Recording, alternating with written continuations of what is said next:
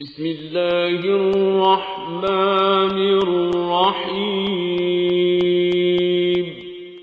وَلَقَدْ يَسَّرْنَا الْقُرْآنَ لِلذِّكْرِ فَهَلْ مِن مُدَّكِرٍ۔ السلام علیکم ورحمۃ اللہ۔ الحمدللہ وکفا وسلام علی عبادہ الذین اصطفیٰ، اما بعد فاعوذ باللہ من الشیطان الرجیم، بسم اللہ الرحمن الرحیم، فبأی آلاء ربکما تکذبان۔ سورہ رحمان کی آیت 16 سے آغاز ہوا ہے۔ پس اے جن و انس، تم اپنے رب کے کن کن عجائب قدرت کو جھٹلاؤ گے۔ اس سے پہلے بات ہو رہی تھی، پچھلی آیت میں بات تھی، اللہ رب العالمین کا ارشاد تھا کہ اللہ نے انسانوں کو مٹی سے اور جنوں کو آگ کی لپٹ سے پیدا کیا ہے۔ وَخَلَقَ الْجَانَّ خَلَقَ الْإِنسَانَ مِنْ صَلْصَالٍ كَالْفَخَّارِ وَخَلَقَ الْجَانَّ مِنْ مَارِجٍ مِنْ نَارٍ۔ اس کے بعد پھر اللہ تعالیٰ نے یہ بات ارشاد فرمائی کہ پس ہے جنہیں تم اپنے رب کے کن کن عجائب قدرت کو جھٹلاؤ گے۔ تو یہاں پر اس سے مراد، یہاں اس موقع کی مناسبت سے جو آراء کا مطلب ہے، یہ عجائب قدرت ہی زیادہ موضوع ہے، لیکن اس میں نعمت کا پہلو بھی موجود ہے۔ پہلے بات ہوئی تھی گزشتہ نشست میں کہ اعلیٰ کے جو معانی ہیں، اس کے جو مطالب ہیں، ان میں خاصی وسعت پائی جاتی ہے، اور اردو کے کسی ایک لفظ سے اس کے معنی کا اظہار نہیں ہو سکتا ہے۔ اور اس صورت میں اللہ رب العالمین نے اپنے کمالات، اپنی قدرت، اس کو بھی بیان کیا ہے، انسان پر اللہ کی نعمتوں کو، ان کا بھی اظہار کیا ہے، ان کے بارے میں بتایا ہے۔ اللہ تعالیٰ کی تعریف، اس کی اپنا جو حکمت، یہ سب بھی اس میں سامنے آتی ہے۔ تو موقع کی مناسبت سے اس کا ترجمہ اس مقام پر کیا جا رہا ہے، یعنی تاکہ مفہوم سامنے رہے کہ اس موقع پر یہاں یہ جو بات کہی جا رہی ہے، اعلیٰ کا لفظ آیا ہے، تو یہ کیا کیا باتیں اس میں موجود ہیں۔ تو اسی اعتبار سے کوشش ہے کہ تھوڑی سی چیزیں زیادہ اس میں سامنے آ جائیں تاکہ اس کا مفہوم پوری طرح واضح ہو۔ تو یہاں بھی اللہ کی نعمتوں کے ساتھ ساتھ کیا ہے، اللہ کے عجائب قدرت، یعنی اس کی جو اس کے اپنے قدرت کے کمالات ہیں، ان کی بات ہے یہ کہ کس طریقے سے اس نے مٹی سے انسان کو پیدا کیا ہے اور آگ کی لپٹ سے اس نے جنوں کو پیدا کیا ہے۔ جنوں کے بارے میں تو ہم بہت زیادہ واقف نہیں ہیں، جنوں کے بارے میں ہمارے پاس زیادہ معلومات نہیں، لیکن انسان تو ہمارے سامنے آج انسان کے حوالے سے جتنے علوم موجود ہیں اور انسان پر جتنی تحقیق آج کی گئی ہے، یعنی طبی حوالے سے بھی اور دیگر حوالوں سے بھی، تو اس میں یہ بات سامنے آتی ہے کہ اللہ رب العالمین نے کتنا زبردست جسم انسان کو عطا کیا ہے، کیسی زبردست صلاحیتیں اللہ تعالیٰ نے اسے عطا کی ہیں۔ دماغ کی صلاحیتوں کا جو معاملہ ہے، اس اعتبار سے اللہ نے صلاحیت دی، اسی اعتبار سے اسے جسم بھی دیا، یعنی جس کام کے لیے جیسی ساخت درکار ہے ویسی اللہ تعالیٰ نے عطا فرمائی ہے، اس سے بہتر کا تصور انسان نہیں کر سکتا ہے۔ تو یہ معاملات ہیں۔ پھر اسی میں آدمی کے ذہن کی بات ہی کو اگر دیکھیں تو اللہ رب العالمین نے اسے یہ عقل دی ہے، شعور دیا، فکر و خیال، قوت ایجاد، قوت استدلال، یعنی سب اللہ تعالیٰ نے انسان کو عطا کیے ہیں۔ تو یہ کیا کمال ہے کہ ایک انسان کے ایک عضو کے اندر نئی ساری باتیں رکھ دی ہیں، یہ ہاتھ، پاؤں، آنکھیں، کان، زبان، قامت، یعنی ہر چیز کو جس کو بھی دیکھا جائے تو یہ سب ایک دوسرے کے ساتھ غایت درجے کی مناسبت رکھتی ہیں، یعنی ایسا نہیں ہے کہ ان کے درمیان کوئی مناسبت نہ ہو۔ تو یہ اللہ کی قدرت کا کمال بھی ہے کہ کیسی زبردست اس کی حکمت کا معاملہ اور نعمت بھی ہے اپنی جگہ پر کہ اللہ نے یہ ساری نعمتیں ہمیں عطا فرمائی ہیں۔ تو یہ اللہ کی صفات حمیدہ بھی اس کے اندر سامنے آتی ہیں کہ اس کی کتنی اس کی تعریف بیان کی جائے۔ علم، حکمت، رحمت اور کمال درجے کی قوت تخلیق کے بغیر اس شان کے انسان اور جن کیسے پیدا ہو سکتے تھے۔ تو اللہ کی صفت یعنی اوصاف حمیدہ کی بات ہے، یہ ان کی بات ہو رہی ہے۔ اب جو لوگ کہیں کہ اتفاقی حادثات سے اور خود بخود یہ چیزیں ہو گئیں، تو اس سے زیادہ احمقانہ کوئی خیال نہیں ہو سکتا کہ جو کچھ انسان کے بارے میں غور کر کے آدمی اس نتیجے تک پہنچتا ہے۔ اس کے بعد اللہ رب العالمین یہ بات پھر ارشاد فرماتے ہیں، رب المشرقین و رب المغربین، دونوں مشرق اور دونوں مغرب، سب کا مالک یعنی سب کا رب وہی اللہ رب العالمین، رب المشرقین و رب المغربین۔ اب یہ مشرق اور مغرب نہیں بلکہ مشرقین اور مغربین، یعنی دو مشرق دو مغرب، یہ بات اللہ تعالیٰ نے بیان فرمائی ہے۔ تو اس سے کئی چیزیں مراد ہو سکتی ہیں۔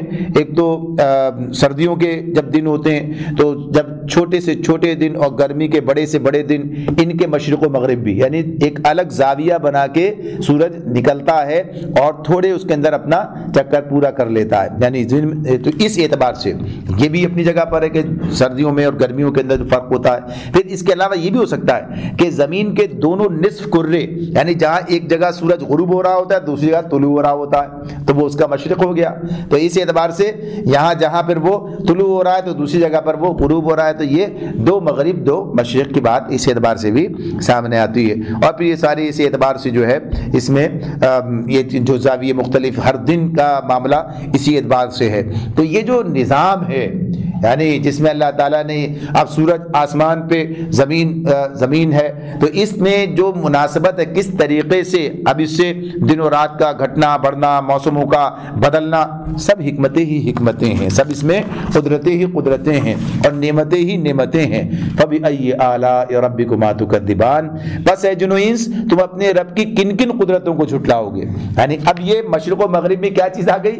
یہی جو انسان اس سے استفادہ کرتا ہے، اس سے جو فائدہ انسان اٹھاتا ہے، تو اس میں یہ ساری باتیں یہ ہیں۔ اگر ایسا نہ ہوتا اور بس ایک لگے بدے طریقے سے کام ہو رہا ہوتا تو کام تو تب بھی چلتا، معاملات تو اس طرح ہوتے، لیکن اللہ تعالیٰ نے جو اس کے اندر ندرت پیدا کر دی ہے اور انسان سردی اور گرمی اور اس کے فائدے اور دنوں کا گھٹنا اور بڑھنا اور یہ سب چیزیں، تو انسان یکسانیت سے بھی گھبراتا نہیں ہے، یعنی اس اعتبار سے بلکہ اسے تنوع اس کے اندر جو ہے اس اعتبار سے جو تبدیلی ہوتی ہے وہ اس کو اپنی جگہ پر ایک اس کی دلچسپی برقرار رکھتی ہے۔ تو بہرحال اسی میں فصلوں کا اگنا موسموں کے تغیرات سے ہی ہوتا ہے اور انسان و حیوانات کے بے شمار مسائل اس کے موسموں کے اعتبار سے موجود ہیں۔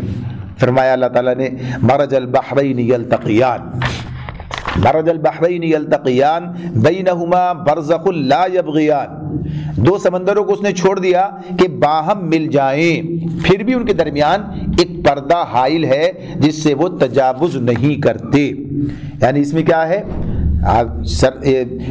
میٹھے پانی اور کھاری پانی کے جو ذخیرے ہوتے ہیں تو بعض جگہ پر ایسا ہوتا ہے کہ سمندر کے اندر ہی یہ بات اس طرح موجود ہوتی ہے کہ سمندر میں میٹھے پانی کے چشمے بھی موجود ہوتے ہیں۔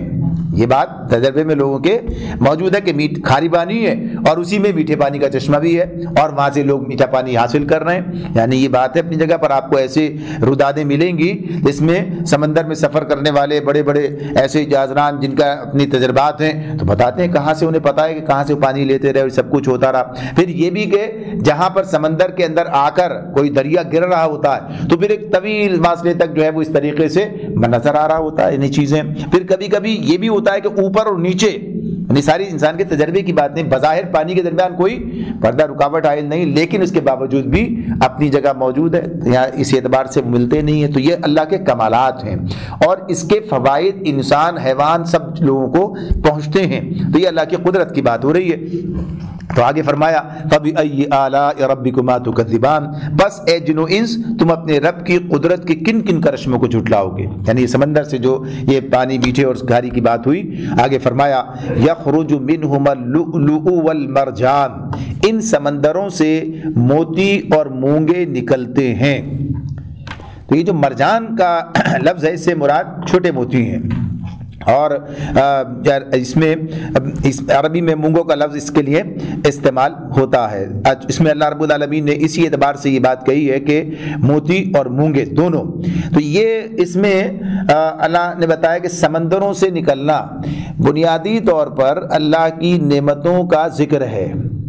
اب یہ اس میں یہ الگ بات ہے کہ یہ کھاری پانی سے نکلتے ہیں کہ میٹھے پانی سے نکلتے ہیں، انسان کے پاس ابھی اتنا بھی وہ نہیں ہے، جیسے عرض کیا کہ سمندر کے اندر ہی کہاں میٹھا پانی اور کہاں یہ ذخیرہ موجود ہے انسان نہیں جانتا ہے۔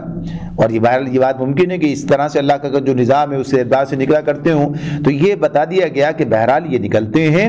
اور پھر اللہ تعالیٰ فرماتے ہیں فَبِأَيِّ آلَاءِ رَبِّكُمَا تُكَذِّبَانِ، بس اے جن و انس تم اپنے رب کی قدرت کے کن کن کمالات کو جھٹلاؤ گے۔ یہاں بھی یہ بات ہے کہ یہ اب جو اس کی بات ہوئی ہے موتی مونگے، ان کا معاملہ کیا ہے؟ اللہ رب العالمین نے انسان کو ذوق جمال بخشا ہے، انسان کو شوق زینت بخشا ہے، تو اس ذوق و شوق کی تسکین کیسے ہوگی؟ اس کا انتظام بھی کیا ہے، یعنی اس کا انتظام ہی اللہ نے کیا ہے کہ اس اعتبار سے جو انسان کا اس کا جمال کو شوق ہے، اس کا اپنے یہ اس کے اندر ایک فطرت پائی جاتی ہے، تو اللہ نے اس کا بھی انتظام کیا، یعنی یہ سب چیزیں بھی اس کے لیے بنا دی گئی ہیں۔ ایک بے رنگ، ایک بے روح قسم کی کائنات نہیں ہے، اس کے اندر ساری رنگ جو ہے وہ دیکھتے ہیں، ساری اس کے اندر رانائی نظر آتی ہے۔ وَلَهُ الْجَوَارِ الْمُنشَآتُ فِي الْبَحْرِ كَالْأَعْلَامِ، اور یہ جہاز اسی کے ہیں۔ وَلَهُ الْجَوَارِ الْمُنشَآتُ وَلَهُ الْجَوَارِ الْمُنشَآتُ فِي الْبَحْرِ كَالْأَعْلَامِ، اور یہ جہاز اسی کے ہیں جو سمندر میں پہاڑوں کی طرح اونچے اٹھے ہوئے ہیں۔ اب یہ اسی کے ہیں سے مراد کیا ہے؟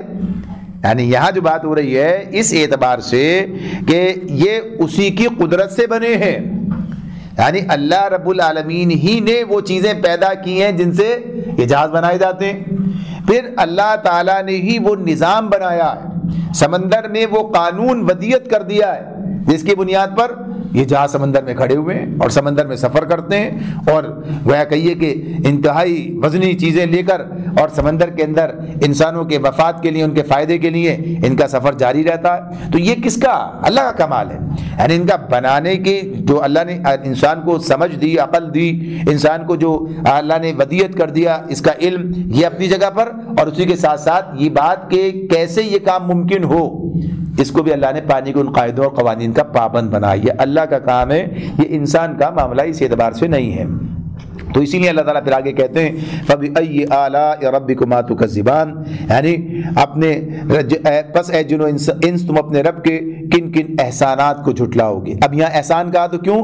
ظاہر فائدے، سمندر سے جتنے فائدے انسان کو ہیں، یعنی یہ جو بات انسان اگر سوچا جائے تو اگر یہ سمندری سفر نہ ہو، یعنی سمندری راستے اور اس طرح سے یہ بار برداری کا نظام نہ ہو، تو یا تو یہ ہوگا کہ یہ جو آسائش انسان کو حاصل ہے، ادھر سے ادھر اور ادھر سے ادھر چیزیں آتی اور جاتی ہیں اور انسانی ضرورتیں پوری ہوتی ہیں اور انسان جو ہے اس سے فیض حاصل کرتا ہے، فائدہ اٹھاتا ہے، یا تو یہ ممکن ہی نہ ہوتا، یا اتنا مشکل ہوتا کہ ہر انسان کے دسترس بھی نہ ہوتا۔ اب تو یہ ہے نا، ایک ذریعہ ہے، لاکھوں ٹن مال آ رہا ہے جا رہا ہے، یعنی سب ہو رہا ہے، اتنے اس حساب سے چیزیں ہو رہی ہیں، آ رہی ہیں، یہاں کمی پڑی پتہ چلا کہ صاحب منگا لی، چلی آ رہی ہے، یعنی انسان کو فائدہ۔ اب جب اس کے آنے میں ہی اتنا وقت لگ جائے اور اس کا آنا ہی اتنا مہنگا پڑ جائے، ٹرانسپورٹیشن ہی معاملہ اتنا ہو جائے اگر یہ راستہ نہ ہو، تو اللہ نے کیا انتظام کیا ہے، کیا سے، تو یہ احسان ہے اس کا۔ تو اسی لیے یہاں پر یہ یعنی نعمت اور احسان دونوں کے اس اعتبار میں یہ بات آ جائے گی۔ فرمایا کل من علیہا فان، کل من علیہا فان ویبقى وجہ ربک ذو الجلال والاکرام، ہر چیز جو اس زمین پر ہے فنا ہو جانے والی ہے اور صرف تیرے رب کی جلیل و کریم ذات ہی باقی رہنے والی ہے۔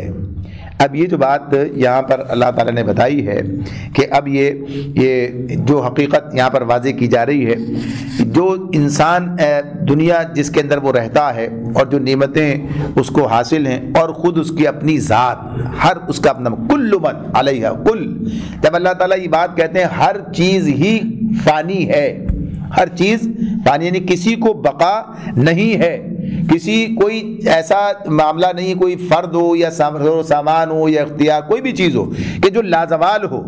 لازوال کچھ نہیں ہے، لازوال صرف ایک ذات ہے، اور وہ کون ہے؟ وہ اللہ رب العالمین کی ذات ہے، وہ اللہ رب العالمین کی ذات ہے۔ تو یہ بات اس میں سامنے رہے، یہ بات آدمی کے سامنے رہے، وہ اس بات کو سمجھ لے کہ اگر کوئی کسی کو زوال نہیں ہے یا کسی کو مستقل جو چیز موجود ہے وہ کون؟ وہ اللہ کی ذات ہے۔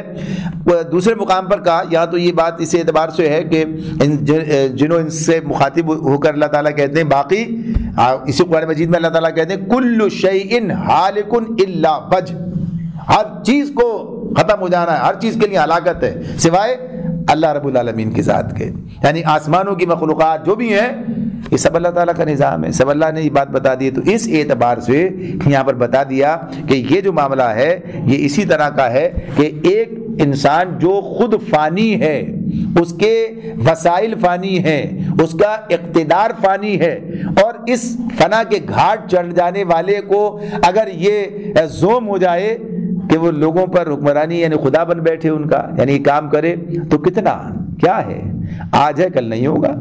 یعنی کسی کی بھی جو بھی حیثیت ہے، کتنا ہی بڑا اور کتنا ہی کچھ بھی کر لے، ایک تو کر ہی کتنا سکتا ہے۔ یعنی اس پوری کائنات کے اندر زمین کی حیثیت کیا ہے، انسان کی حیثیت کیا ہے، اگر اسے تھوڑا سا اختیار مل گیا، چند انسانوں کے اوپر اس کا اقتدار قائم ہو گیا اور وہ ان کا الہ بن بیٹھا، تو کیسی حماقت کا معاملہ ہے یہ۔ پوری کائنات کے اندر انسان کی کوئی حیثیت نہیں اس کی، اور پھر یہ ختم ہو جانے والا چند دن کی بات ہے، اور اس کے بعد ایک آتا ہے دوسرا چلا جاتا ہے۔ یہ ساری صورتحال ہے، ایک جاتا ہے دوسرا آ جاتا ہے۔ تو یہ اللہ تعالیٰ یہ بات بتا رہے ہیں کہ اس میں یہ سوچو غور کرو۔ تو پھر اسی طرح سے باقی سارے معاملات بھی کہ جو جس کو فنا ہے وہ کسی کے لیے کوئی بقا کا کام نہیں کر سکتا، سارے کے سارے اس اعتبار سے اپنے ہی اس کے لیے ضرورت کے لیے آگے اللہ کے ہاتھ پھیلانے والے۔ تو اللہ تعالیٰ آگے یہی بات کہتے ہیں۔ تو پہلے کہا، فرمایا فَبِأَيِّ آلَاءِ رَبِّكُمَا تُكَذِّبَانِ، پس اے جنو انس تم اپنے رب کے کن کن کمالات کو جھٹلاؤ گے، یعنی یہ اسی اعتبار سے کہ اپنے رب کا جو کمال لازوال وہی اسی کی ذات ہے۔ فرمایا يَسْأَلُهُ مَنْ فِي السَّمَاوَاتِ وَالْأَرْضِ كُلَّ يَوْمٍ هُوَ فِي شَأْنٍ، زمین اور آسمانوں میں جو بھی ہیں، زمین اور آسمانوں میں جو بھی ہیں، سب اپنی حاجتیں اسی سے مانگ رہے ہیں۔ کس سے؟ اللہ رب العالمین سے مانگ رہے ہیں۔ جو بھی آسمان و زمین، کل یسألہ من فی السماوات والارض، آسمانوں میں جو بھی ہیں اور زمین میں جو بھی ہیں، سب اپنی حاجتیں اللہ سے مانگ رہے ہیں، سوال کر رہے ہیں۔ کل یوم ہوا فی شأن، ہر آن وہ ایک نئی شان میں ہے، ہر آن وہ ایک نئی شان میں ہے۔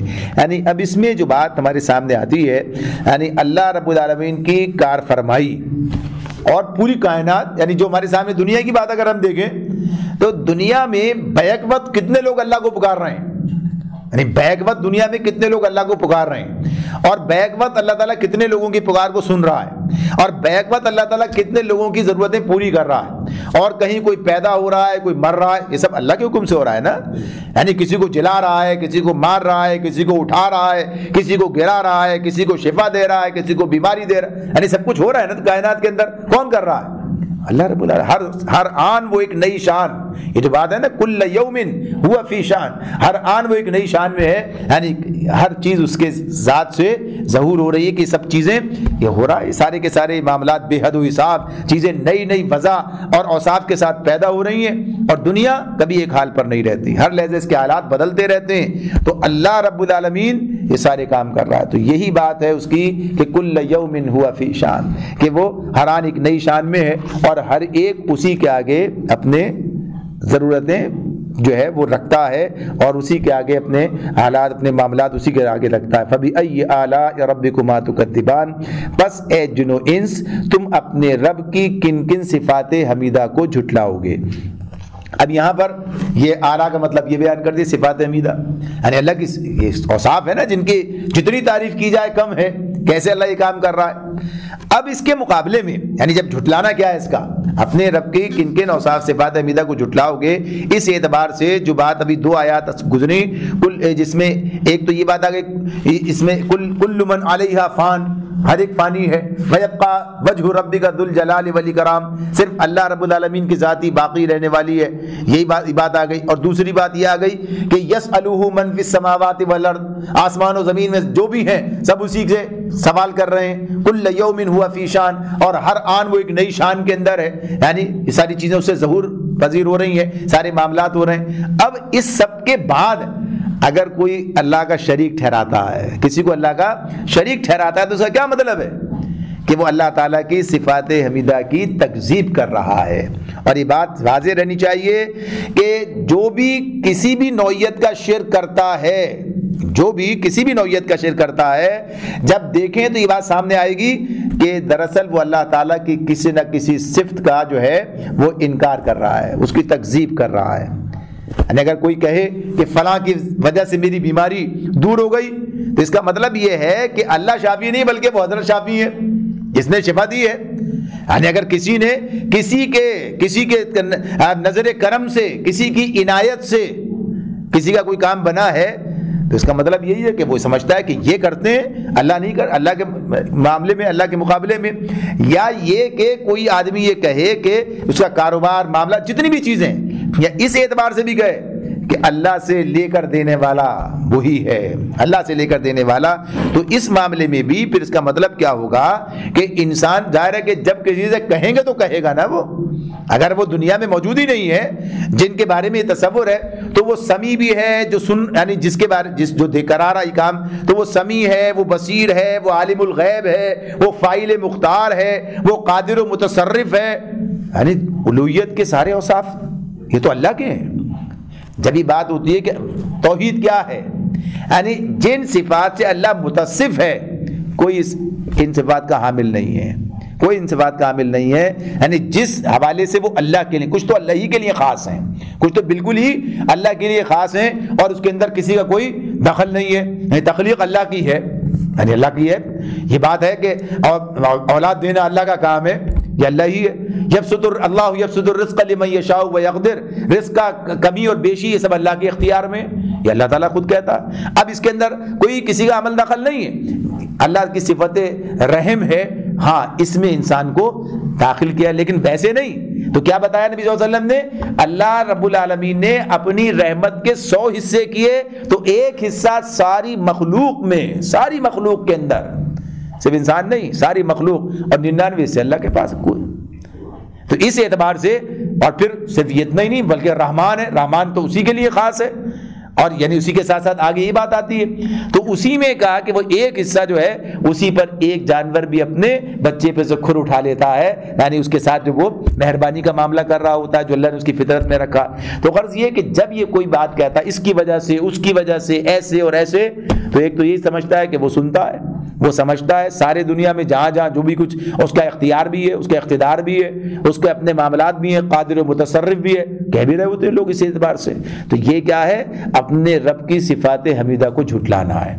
اللہ کہتا ہے کہ اللہ کے سوا کسی اور کو یہ اختیار حاصل نہیں ہے، ایک اللہ ہی ہے جو یہ سارے کام کرتا ہے، اور ایک اللہ کو کسی کی مددگاری کی ضرورت نہیں ہے، کوئی اللہ سے زیادہ مہربان نہیں ہے، کوئی اللہ سے زیادہ منصف نہیں ہے، کوئی اللہ سے زیادہ انسان پر شفقت کرنے والا، اس کا ہمدرد نہیں ہے۔ یعنی کوئی بھی پہلو دیکھیں آپ، اگر کسی بھی چیز کو کہا جائے کہ نہیں ایسا نہیں ایسا ہے، تو پھر کیا ہوگا؟ اور اپنی بات سے جو وہ کہتا ظاہر ہے اس کے اوپر پوری طرح سے وہی ہے۔ قرآن مجید میں ہم کہتے ہیں ان اللہ لا یخلف المیعاد، بے شک اللہ اپنے وعدے کے خلاف نہیں کرتا ہے۔ تو جو باتیں اس نے کہہ رکھی ہیں کہ ایسا ایسا ایسا، اللہ بندوں سے کہتا ہے کہ اب مجھے پکارو، میں تمہاری پکار سنوں گا، میں تمہاری مدد کروں گا۔ اللہ تعالیٰ یہ بات کہتے ہیں۔ آگے فرمایا سنفرغ لکم ایھا الثقلان، اے زمین کے بوجھو، ان قریب ہم تم سے باز پرس کرنے کے لیے فارغ ہوئے جاتے ہیں۔ ثقلان یہ دو بوجھ، ثقلان جو ہے، ثقل اس کا مادہ یعنی ثقل کے معنی بوجھ کے ہیں، اور یہ جو کسی بھی چیز پر لدا ہوا ہو، کسی چیز کا کوئی اس کا وزن ہو، ثقل زید، اسی سے کشی ثقل بھی کہہ رہے ہوتے ہیں، جس کو آج ہم اس کی تعریف یہ کرتے ہیں کہ وہ جس سے قوت سے کوئی وزن کہتے ہیں اس کو، جس سے وہ کھینچ رہی ہوتی ہے۔ بہرحال بات اصل میں کیا ہے؟ بات صرف یہ ہے کہ اس سے مراد یہاں پر کیا بتایا جا رہا ہے کہ اللہ کی زمین پر یہ دو، انسان اور جن، یہ دو بوجھ ہیں جو لدے ہوئے ہیں۔ اور بوجھ کنے کا پیچھے سے جو ان کی بات چلی آ رہی ہے، ان کی بات چلی آ رہی ہے کہ جو اپنی رب کی نعمتوں کے منکر ہو رہے ہیں، اس اعتبار سے بات چلی آ رہی ہے۔ تو اس حوالے سے بھی، اور اگر اس حوالے سے نہ بھی ہو، اب ظاہر سی بات ہے یہاں تو اللہ تعالیٰ کیا کہتے ہیں؟ ہم فارغ ہوئے جاتے ہیں حساب کرنے کے لیے، ای باز پرس کرنے کے لیے، سنفرغ لکم ایھا الثقلان۔ تو یہ جو فارغ ہونے کی بات ہے، تو یہ اس اعتبار سے نہیں کہ اللہ تعالیٰ ایک کام میں مصروف ہے تو دوسرا کام اس کے لیے، ایک تو اللہ کی مصروفیت کا معاملہ ہی کوئی ایسا نہیں ہے، جو چاہتا ہے وہ چاہتا ہے، کرتا ہے جیسے چاہتا ہے۔ یہ بات اس سے مراد کیا ہے؟ اس سے مراد یہ ہے کہ اللہ رب العالمین نے ہر چیز کا ایک وقت مقرر کر رکھا ہے، یعنی اللہ تعالیٰ نے اس دنیا کے حوالے سے ایک چیز طے کر رکھی ہے، ایک مرحلہ ہے، کیا کون سا؟ کہ پہلے سارے انسان اور جن دنیا میں آتے جائیں گے، ہر نسل کے ایک کے بعد دوسری نسل، دوسری کے بعد تیسری نسل چلی آ رہی ہے، ایک کے پیچھے ایک، یعنی یہ سلسلہ جاری ہے، یہ سلسلہ جاری ہے۔ اس کے بعد ایک مرحلہ آئے گا جب اللہ چاہے گا کہ سارے جنوں انس بیک وقت سب کے سب جو اس وقت دنیا میں ہوں گے سب ختم کر دیے جائیں گے، سب ہلاک کر دیے جائیں گے، سب کو موت آ جائے گی، یعنی قیامت کا مرحلہ ہو گیا وہ۔ دوسرا مرحلہ جب اللہ چاہے گا اب پیدا ہونے بند، بلکہ جو ہیں وہ بھی واپس، یعنی معاملہ یک لخت جو ہے اللہ تعالیٰ اس امتحان گاہ کو ختم کر دے گا اور سارے جنہیں سب بیک وقت جو ہیں وہ ہلاک کر دیے جائیں گے۔ پھر اس کے بعد ایک اور مرحلہ آئے گا، پھر وہ مرحلہ کیا ہے کہ جو اللہ سب چیزیں اللہ کے ہاتھ ہیں، یعنی جب تیسرا مرحلہ آئے گا تو کیا ہوگا کہ پھر سارے انسانوں کو بیک اور جنوں کو بیک وقت جو ہے دوبارہ زندہ کر دیا جائے گا اور بیک وقت سب اولین آخرین کو جمع کر دیا جائے گا۔ تو یہ معاملہ تو اسی اعتبار سے کہ اللہ نے یہ کام کیا۔ تو جب اللہ تعالیٰ کہتے ہیں کہ سنفرغ لکم ایھا الثقلان، تو گویا کہ یہ بات کہہ رہے ہیں کہ ابھی وہ وقت نہیں آیا، ابھی آیا جاتا ہے، ابھی ہم اس کام کے لیے بھی تیار ہیں، ابھی اس کے لیے فارغ ہوئے جاتے ہیں۔ تو گویا کہنا یہ کہ ابھی تو پہلا ہی دور چل رہا ہے، دوسرا دور تو قیامت ہے، تیسرا دور ہے کہ جب حساب کتاب ہوگا۔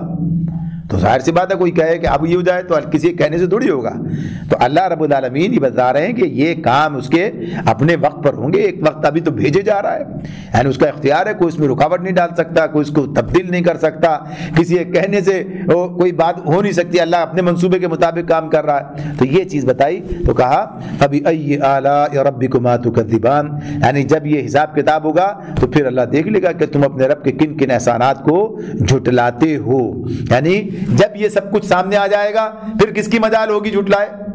جب حشر کا وہ میدان ہوگا، جب حساب کتاب کا وقت آ جائے گا، تیسرا مرحلہ موجود ہوگا، کسی کی مجال نہیں ہوگی۔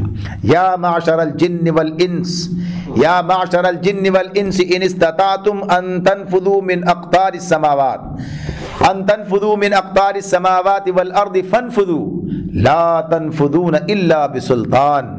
اے گروہ جن و انس، اگر تم زمین و آسمانوں کی سرحدوں سے نکل کر بھاگ سکتے ہو تو بھاگ دیکھو، نہیں بھاگ سکتے، نہیں بھاگ سکتے، اس کے لیے بڑا زور چاہیے، اس کے لیے بڑا زور چاہیے۔ یعنی یہ جو بات ہو رہی ہے، اب یہ بات جو کہی جاتی ہے کہ جس میں زمین و آسمان سے مراد کیا؟ کائنات، یعنی انسان کائنات سے نکل کے کہاں جائے گا؟ انسان کائنات، جیسے کہا کہ ایک بات یہ ہوتی ہے، وہ مشرکین یہ سمجھتے تھے کہ جب ہمارے جسم کا ذرہ ذرہ منتشر ہو جائے گا پھر کیسے میں دوبارہ جمع کر لیا جائے گا؟ رہے گا تو اسی کائنات کے اندر نا، رہے گا تو اسی زمین کے اوپر نا، اسی جگہ پر موجود رہے، کہیں اور نہیں جائے گا۔ اللہ تعالیٰ دوبارہ اسے جمع کر لیں گے، دوبارہ اسے حکم دیں گے اور سب کا سب جمع ہو جائے گا۔ تو یہ سب چیزیں اللہ کے لیے تو ناممکن نہیں، کوئی نکل کے چلا جائے، کوئی نکل کے بھاگ جائے۔ وہ جو کہتے ہیں نا کہ کسی نے کہا یہ کہ جب میں مر جاؤں تو میری جلا کے اور راکھ کو آدھا سمندر میں بہا دینا، آدھا ہوا میں اڑا دینا، کہ گویا تحلیل ہو گیا کوئی کہیں سے۔ تو اللہ کے لیے کیا مشکل ہے کہ اللہ ہوا کو حکم دے اور وہ سب جمع کر دے، اور پانی ہو گیا وہ لا کے سارا پیش کر دے، اور کہا نا سورہ زلزال کے اندر زمین اپنے سارے بوجھ نکال کر باہر کر دے گی، اس لیے کہ اللہ نے اسے ایسا کرنے کا حکم دیا ہوگا کہ یہ کام کرنا ہے۔ ہر چیز، سب چیزیں اللہ کے غلام ہیں، اللہ کے پابند ہیں، اللہ کے مخلوق ہیں، اس کے عبد ہیں، تو جو اللہ کہے گا وہ کر کے دیں گے، تو کوئی بھاگ نہیں سکتا۔ یا اس اعتبار سے کوئی اپنے آپ کو کہیں لے جائے اللہ سے الگ، یعنی کوئی اس طرح سے اپنے کو بغاوت پر آمادہ ہے، کچھ بھی نہیں کر سکتا۔ تو یہ ساری باتیں جو ہیں تو یہ اللہ کے بیائی سے، اس کی قدرت سے یا اس کے خدائی سے بھاگ نکلنا، اور یہ سب چیزیں کسی کا بلبوتا نہیں ہے۔ تو جو کہا نا بڑا زور چاہیے، تو زور سے مراد یہ نہیں کوئی ہے اتنا ہوگا تو نکل جائیں گے، یعنی بس کی بات نہیں ہے، ممکن نہیں ہے یہ بات اس اعتبار سے کہ اللہ کی پکڑ سے کوئی بچ سکے۔ فَبِأَيِّ آلَاءِ رَبِّكُمَا تُكَذِّبَانِ، اپنے رب کی کن کن قدرتوں کو تم جھٹلاؤ گے۔ يُرْسَلُ عَلَيْكُمَا شُوَاظٌ مِّن نَارٍ وَنُحَاسٌ فَلَا تَنتَصِرَانِ، فرمایا تم پر آگ کا شعلہ اور دھواں چھوڑ دیا جائے گا جس کا تم مقابلہ نہ کر سکو گے۔ ابھی جو بات پیچھے اس کے ساتھ ملی ہوئی ہے کہ بھاگ سکتے ہو تو بھاگ دیکھو، کس میں اتنا زور ہے، نہیں بھاگ سکتے۔ تو اسی سے ساتھ یہ ہے، تو گویا اگر کوئی جیسے جنوں کی بات ہے، کہا جاتا ہے ان کے اندر اتنا کہ ادھر سے ادھر اور ادھر سے ادھر، یہ سب سرعت کے ساتھ ان کی گویا کہیے کہ اس طرح چہل پہل، یہ سارے معاملات، تو اگر کوئی کوشش بھی کرے تو اللہ کی طرف سے تو یہ ایک تو اس کا مفہوم یہ بیان کیا گیا کہ آخر یعنی حشر کے میدان میں کوئی بھاگنا چاہے وہاں سے نکل کے تو اس کے اوپر یہ چھوڑ دیا جائے، یعنی اس طریقے سے آگ کا شعلہ اور دھواں چھوڑ دیا جائے. تو آگ کا شعلہ جو ہے شواز کا جو لفظ ہے اور نحاس کا لفظ, شواز اس خالص شعلے کو کہتے ہیں جس کے ساتھ دھواں نہ ہو, اور نحاس اس خالص دھویں کو کہتے ہیں اس میں شعلہ نہ ہو. تو یہ تینوں چیزیں ان کی بات ہوئی ہے. تو یہ اس اعتبار سے اس وقت چھوڑ دی جائے. یا کچھ لوگوں نے کہا کہ یہ جہنم کے اندر اس عذاب کا سامنا بھی ان کے اوپر ہوگا, ان کو ہوگا. فبأي آلاء ربكما تكذبان, پس اے جن و انس تم اپنے رب کی کن کن قدرتوں کا انکار کرو گے. تو فرمایا پیچھے جو بات رہ گئی, یرسل علیکما شواظ من نار ونحاس فلا تنتصران, تم پر آگ کا شعلہ اور دھواں چھوڑ دیا جائے گا جس کا تم مقابلہ نہ کر سکو گے. فبأي آلاء ربكما تكذبان, اے جن و انس تو اپنے رب کی کن کن قدرتوں کا انکار کرو گے. فاذا انشقت السماء فكانت وردة كالدهان. پھر اب اس مرحلے کا ذکر آ رہا ہے. اللہ تعالیٰ کہتے ہیں کہ جب آسمان پھٹے گا اور لال چمڑی کی طرح ہو جائے گا, یعنی یہ کب کی بات ہے؟ یہ جب قیامت کا معاملہ ہوگا, یعنی روز قیامت کا ذکر ہے کہ آسمان کا پھٹنا. فَإِذَا انشَقَّتِ السَّمَاءُ, اِذَا السَّمَاءُ انشَقَّتْ, سورہ انشقاق ہے نا تیسرے بارے میں, وہاں بھی مضمون سامنے آتا ہے. اور وہاں تو سورہ تکویر میں, انشقاق میں, انفطار میں, سب میں وہی مناظر قیامت کے اللہ تعالیٰ نے پیش کر دی ہیں. تو یہ انسان کو بتانے کے لیے, تو یہ کیا ہے؟ آسمان کی بندش کھل جائے گی, یعنی آسمان کی جو ہے یہ بندش افلاک کا کھل جانا, یہ زمین کی کشش ثقل کا ختم ہو جانا, یعنی سب چیزیں جو نظام جس طرح بندھا ہوا ہے جس کے تحت وہ چل رہا ہے. آج زمین کی طرف چیزیں آتی ہیں, ایک نظام ہے اس کے تحت ہے, چیزیں قائم ہیں. یہ پہاڑوں کا وزن ہے, آج بھی ہم کہتے ہیں نا وزن کیا ہے؟ اسی کشش ثقل جس سے کسی چیز کو زمین اپنی طرف کھینچتی ہے. جب یہ کشش ثقل ختم ہو جائے تو چیزیں بے وزن ہو جائیں گی. خلا میں کوئی وزن نہیں ہے چیزوں کا, کیوں کہتے ہیں؟ کشش ثقل نہیں ہے, کشش نہیں ہے, کشش ثقل نہیں ہے. حالانکہ اس کے اندر بھی جس انداز کا ہے, ہر سیارے کی, ہر ستارے کی اپنی ایک ہے, اس کے تحت وہ چل رہا ہے, کام ہے, تیر رہے ہیں زمین, اس کے اندر ان کی اپنی ایک الگ ہے. تو یہ کیا ہے, کیا کتنی ہے, کتنا انسان جانتا ہے. بہرحال جب یہ سارا کارخانہ قدرت درم برم کیا جائے گا تو ایسا ہی لگے گا کہ بس اوپر کی طرف دیکھو تو جیسے آگ لگی ہوئی ہے, لال چمڑے کی طرح ہو جائے گا. اس سے مراد یہ ہے. فرمایا فبأي آلاء ربكما تكذبان, پس اے جن و انس تم اپنے رب کی کن کن قدرتوں کو جھٹلاؤ گے. یعنی یہ جو آج قیامت کو ناممکن قرار دیتے ہیں, جب آئے گی جب پتہ چلے گا کیسے جھٹلاؤ گے, کیا کرو گے. فرمایا فَيَوْمَئِذٍ لَا يُسْأَلُ عَنْ ذَنْبِهِ إِنسٌ وَلَا جَانٌ, اس روز کسی انسان اور کسی جن سے اس کا گناہ پوچھنے کی ضرورت نہ ہوگی. چہروں سے پہچانے جائیں گے. آگے آ رہی بات, یعرف المجرمون بسیماہم, یعنی یہ اس لیے کہ مجرم کو تو قرآن سارے جو مضامین بیان کرتا ہے کہ انہیں جب پتہ چلے گا یہ تو وہی دن آ گیا جس کے بارے میں خبر دی جا رہی تھی, اور اپنے سارے کرتوت سامنے ہوں گے. اندازہ ہوا کیا ہونے والا ہے ہمارے ساتھ. تو جہاں نیک لوگ انہیں اندازہ ہوگا کہ ہاں ہم تو اس دن پر ایمان رکھتے ہوئے اس کی تیاری کرتے رہے, اس کی تیاری کرتے رہے. سورہ حاقہ میں مضمون آتا ہے نا اس میں, اس اعتبار سے کہ انسان وہ کہے گا جب اس کے دائنے ہاتھ میں جب نامہ اعمال دیا جائے گا تو کیا کہے گا؟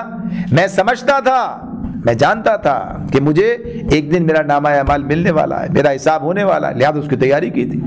یعنی اس کی تیاری کی تھی. تو جو ایمان رکھتے ہوئے اس دن کی تیاری کرتا رہا تو اس پر کوئی سراسیمگی نہیں ہوگی. اور جس نے اس دن کو کچھ سمجھا ہی نہیں یا اس کے حوالے سے غلط خیالات رہے اور وہاں وہ سب چیزیں بالکل الٹ نظر آئیں, کوئی کسی کا ساتھ دینے والا نہ ملا, تو پھر کیا سراسیمگی کا عالم ہوا, کیا کیفیت ہوگی. چہروں سے پہچانے جائیں گے. تو آگے وہی بات ہو رہی ہے. فرمایا فبأي آلاء ربكما تكذبان, پھر دیکھ لیا جائے گا یعنی حشر کے دن کہ تم دونوں کرو اپنے رب کے کن کن احسانات کا انکار کرتے ہو. یعرف المجرمون بسیماہم فیؤخذ بالنواصی والاقدام, یعرف المجرمون بسیماہم فیؤخذ بالنواصی والاقدام, مجرم وہاں اپنے چہروں سے پہچان لیے جائیں گے. یعنی ان کی وہی کیفیت, قرآن مجید اس بات کو جگہ جگہ بیان کرتا ہے. هل أتاك حدیث الغاشیہ وجوہ یومئذ خاشعہ عاملۃ ناصبہ, یعنی ہے نا یہ بات یہ کہ کیسے چہروں پر کیا کیفیت ہوگی. اللہ تعالیٰ کہتے ہیں نا کیا تمہیں اس دن کی چھا جانے والی آفت کی خبر پہنچی ہے؟ کچھ چہرے اس روز سہمے ہوئے ہوں گے, بالکل بجھے ہوئے, ایک کیفیت ان کی. تو یہ جو کیفیت بتائی اللہ تعالیٰ نے کہ مجرم وہاں اپنے چہروں سے پہچان لیے جائیں گے، انہیں پیشانی کے بال اور پاؤں پکڑ پکڑ کر گھسیٹا جائے گا، یعنی کس طرح مجرموں کی طرح بھاگنے کی کوشش کریں، بھاگ نہیں سکیں گے اور لے کے جایا جائے گا۔ تو فرمایا فَبِأَيِّ آلَاءِ رَبِّكُمَا تُكَذِّبَانِ، اور اس وقت تم اپنے رب کی کن کن قدرتوں کو جھٹلاؤ گے۔